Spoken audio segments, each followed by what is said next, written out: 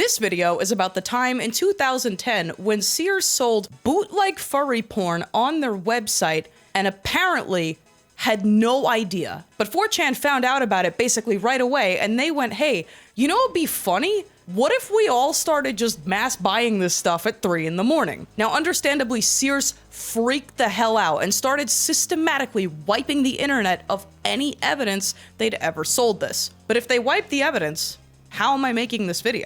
Well, Sears made one fatal mistake that day. Sears underestimated 4chan, and now 4chan was about to majorly pants them by answering the most important question in retail history. Ready? What was furry porn doing on Sears.com? Who put it there? And how could something like this possibly happen to Sears more than once? This is the legend of the second worst thing ever sold at Sears.com. This is bad art history. Real quick, thank you so much for waiting so long since the last video. There will be no more breaks of this length. Also, really quick, metapcs.com/Frankie, metapcs.com/Frankie. Buy a new gamer setup. Do it now. Throw that nasty, disgusting old computer out. Get a new gamer setup. Get it at a discount. Water-cooled, excellent customer service, genuinely some of the best people I've ever worked with in my life. I edit all of my videos on my MetaPC's machine, and guess what? The machine is customized with Gangster SpongeBob. You can do that at metapcs.com/Frankie. metapcs.com/Frankie. On with the video. It all went down on May 1st, 2008, somewhere in Europe. So the worst part of the story is already over. Now, there was this furry fetish artist living out there called StormDragonBlue. That day, he fires up his personal website, which contains dozens of works of fetish art, and he uploads his latest fetish creation. It's some fan art of the Kirby game series, which looks like this, depicting the villain character, King DDD, who looks like this, penetrating a little minion creature called a Waddle Dee. And the whole thing kind of looks like this. And then something very weird happens. 3 years pass. It is now September 25th of 2011. As legend has it, somewhere around there, someone was shopping for pillowcases on Sears.com when he inexplicably scrolled past this. The Kirby-themed fetish art from the Netherlands had somehow made its way to Sears in the form of 631 household items. We're talking drawstring bags, teddy bears, sleeping masks for the missus, clocks, 200 types of magnets for some reason, even a set of cufflinks. You could furnish your entire house with the Kirby hentai collection currently available at Sears, and it had apparently been sitting there since April of the previous year. So how does this happen? Now, this is one of those things that's so genuinely insane that we just have to go minute by minute. So here is the timeline, starting with the minute 4chan found out. September 25th, 3:21 a.m. 4chan Standard Time. A user begins a thread on the comics and cartoons board with a link to one of the Kirby products. Quote, "What the flip is going on?" He explains that looking up the phrase King DDD drooling while eating unlocks the part of the Sears website with all the hentai on it. So naturally, traffic to the website explodes. And he wasn't kidding, by the way. This term returned pages and pages of household items with some very eye-catching pornography on them. At least, he's pretty sure that's what he saw. Keep that in mind. And the floodgate was opened. Horrified 4chan users flocked to the retailer site and confirmed that, yes, these were real products eligible for in-store pickup and potentially in-store return. And apparently in-store returns take a long time. But there was no time to waste. Anons immediately begin theory crafting. One guy says what everyone's thinking. This has to be some kind of a prank. You know, some act of revenge against Sears by an employee. Another guy says, who's ever responsible, let's blame Reddit anyway. Wise words. Now, as rumors circulated, someone started a related thread on a website called Something Awful, and those guys had an even better theory. Could it be that the Sears employee who approved this design or these products or whatever it was simply didn't know what he was looking at, because there was actually something about this drawing that was very odd. I'm not allowed to show pornography on YouTube. Here's the full image with a minor detail changed. Can you tell, and I mean right away in the first nanosecond, can you tell what this is supposed to be? This might sound controversial, but I could not tell either. It took me a few seconds, and it is literally my job to identify images like this. Now put yourself in the mind of an average adult, so a non-internet poisoned person, working for Sears in 2011, and you can see where the problem is starting to form. If you had never seen these characters before, or like most people, you were completely unfamiliar with the concept of cartoon adult artwork, or you just forgot your glasses at home that day, what you might see is some kind of a weird blue penguin drooling and lifting a ball towards his mouth, which is almost certainly where that bizarre search term, DDD drooling while eating, came from. Because the artist certainly didn't title it that. But we're getting ahead of ourselves. 3:33 a.m. The 4chan thread hadn't been up for 15 minutes when one of the links breaks. It's probably nothing, 4chan thought. It's not like 200 of us are visiting Sears.com at 3 in the morning to buy a bumper sticker. This won't have consequences of any kind. 3:43 a.m. Another listing disappears, and then another, and then a dozen more. It was like 3 9/11s. And 10 1984s. And then, as if it couldn't get any worse, that was when some guy barged into that main 4chan thread and he said, "Hey guys, hi, do I have your attention? Yeah, fun's over, I told customer service." And this was followed by several people also claiming that they had tipped off Fox News and even Bill O'Reilly specifically. Now, whether they were trolling or not, by now Sears had absolutely noticed and they were shutting it down. And in some kind of horrible coincidence, and I'm not even being facetious when I say it's a horrible coincidence, you might not know this, but there were originally 5 4chan threads documenting this thing as it happened. And people were complaining that they kept going in and out. There's evidence of this on the main thread because the other 4 have been lost to time. And I don't know if they ever went back up, but they were never archived. There are like barely any survivors from this incident. I'm not saying Sears did it, but this certainly didn't harm the reputation in any way. I'm not saying Sears did it, that's crazy. Anyway, 3:51 a.m. Users are frantically taking screenshots and placing orders because there was no guarantee that Sears would even ship this stuff in the first place. And who knows, maybe once Sears was done destroying the links, they'd destroy the witnesses. A distress call goes out to the rest of the internet. Guys, we have to find the artist. If anyone knows what this is doing at Sears, it would be the guy who drew it. Only he didn't. 4:09 a.m. StormDragonBlue, that artist behind the original image, he finds out that someone is selling his stolen fetish art at an American big box store. And not only did he have no clue what it was doing there, he kind of thought it was funny. At 5:13, he posts a short journal to his Fur Affinity page. He says, "Yeah, that's my art all right." He claims he didn't feel that Sears was ripping him off and he didn't see a point in suing. Which was probably smart because you should keep in mind that he would be a Dutch plaintiff suing a major American retailer over copyright infringement on a piece of fetish art from a video game for kids and families. So it probably wasn't worth it. Time was passing and no one could dig up a compelling answer as to why this was on the Sears website. But they actually had a secret weapon this entire time. They just didn't know.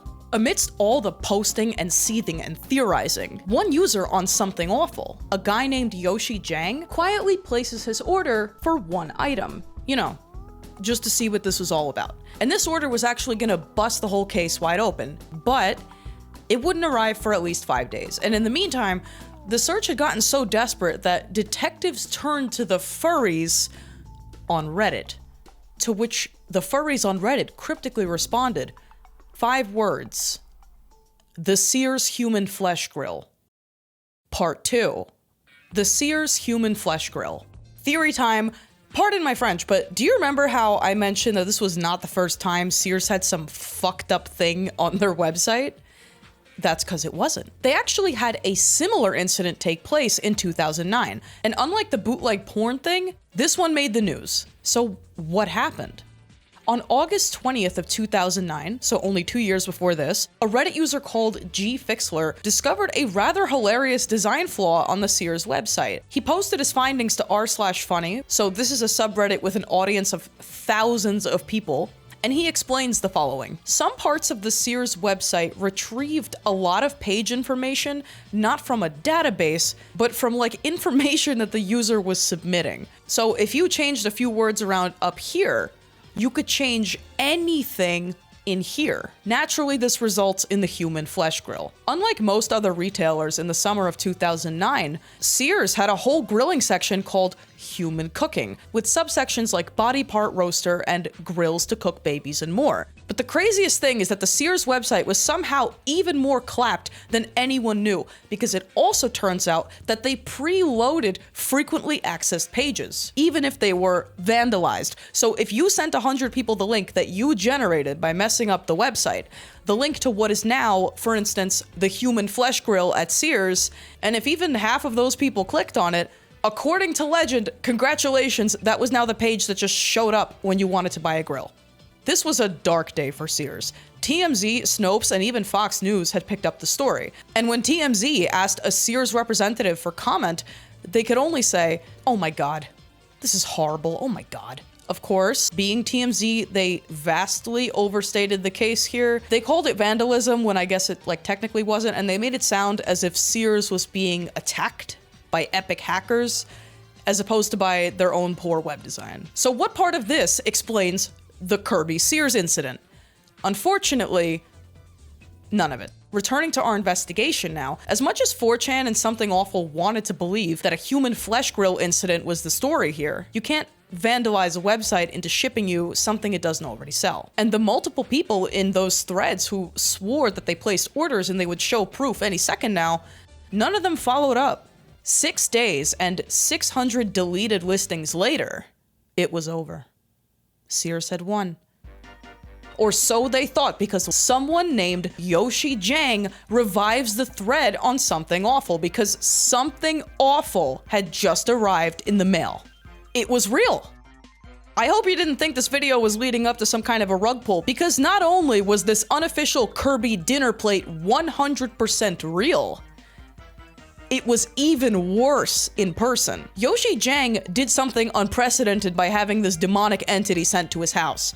He did more than purchase the only dinner plate in the world with an image of King DDD having sex on it. He did more than confirm with physical proof what was seconds away from becoming an internet urban legend. And now online detectives had a massive break in the case, because this dinner plate actually gives us 3 major clues. 1, this is physical proof the products exist as described on the website, so this categorically is not vandalism. Sadly, we must rule out the Sears human flesh grill, which, if we're being honest, was probably never going to be the answer anyway, but it was really funny and I wanted to share. Clue number 2. On the second page of that Something Awful thread, someone points out this company called Carson's Collectibles. Now, this is the name of the vendor that shows up on Sears.com and on the packing slip, so that is almost certainly our guy. So if this is a real product that somehow got approved, what kind of company would make this? Well, here's what they dug up. Carson's Collectibles is what is known as a third-party vendor, meaning they're not directly related to Sears, they're just allowed to sell stuff on their website. And that makes it hard to establish an internet footprint. But luckily, not only did Carson's Collectibles have one, it's really funny. According to this post on Something Awful, Carson's is run by a guy named Joseph C. Smith. And this guy really does have a thing with names, because Carson's goes by multiple. Austin Custom Specialists LLC, Artsmith Inc., and Custom Specialists Notebook Store on eBay. Now, regardless of the name, Carson's claims to sell, quote, quality collectible merchandise to the public.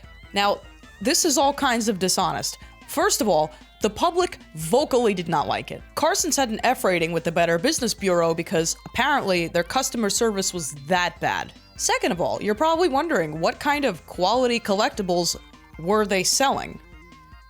It was gay hentai merchandise. Now, I want to say that this is a sentiment I've seen reflected in both threads. I was not able to find a screenshot to that effect, and obviously, even if I was, I couldn't show it to you. So please just take that with a grain of salt. So not only was this quality merchandise not suitable for the public, but given how many times this guy got banned from eBay, he probably used stolen artwork too. And that is the kind of thing that a certain pocket of the internet will notice. How do we know he's banned from eBay? Let's assume his eBay storefront with 3 billion 5-star reviews is legit. Even if that was true, this Carson's guy also left behind a couple of forum posts that read like this: "Help, I'm banned from eBay. Does anyone know how I can get around this? I want to keep selling stuff." And if I wanted this video to suck, this would be a great place to end it, because on paper, this does answer all the questions. The when, the who, and the how. But the how of Kirby hentai being sold at Sears is actually much less interesting to me than the why. And this is where we get into our final clue. The third worst thing. 3. There are only 2 types of bootlegs in this world. The kind with weird cartoon porn on them, and the kind without. There's no way around it. I have to tell you about the Fat Albert VORE necklace. Part 3. Fat Albert. I know I'm throwing a lot of ideas at you right now, but I promise I will explain everything. So early on in both the 4chan and Something Awful threads, users remark on how much this Kirby Sears thing reminds them of other times in recent memory when fetish art appeared on merchandise. Art that they knew to be adult in nature while others did not. And I know what you're thinking. Oh my god, here goes the YouTuber making a video essay hitting me with the "I know what you're thinking." Well, I do know what you're thinking. I do know what you're thinking. And you're probably thinking, bootleg with incognito fetish art on it? Surely this cannot be a long list. So let's get into it. First up, someone on 4chan reminisces, wow, first those pregnant Gwen Tennyson stickers and now this. What is going on? For those who don't know what that is, in 2011, which I guess was like a huge year for this kind of thing, a sticker sheet inexplicably surfaced online depicting this young couple expecting a child. Only the young couple is a pair of 10-year-old cousins who act like siblings from the wildly popular kids cartoon Ben 10.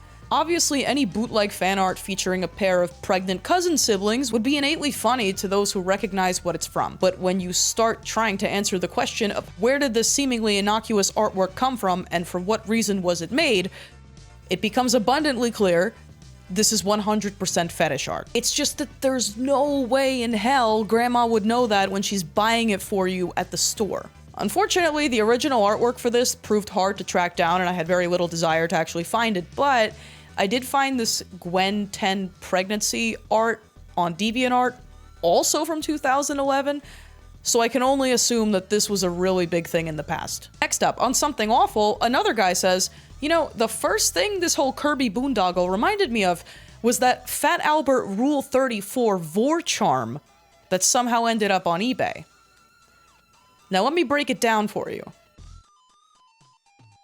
Fat Albert and the Cosby Kids, a cartoon that ran from 1972 to 1985, and being a cartoon, produced some merch.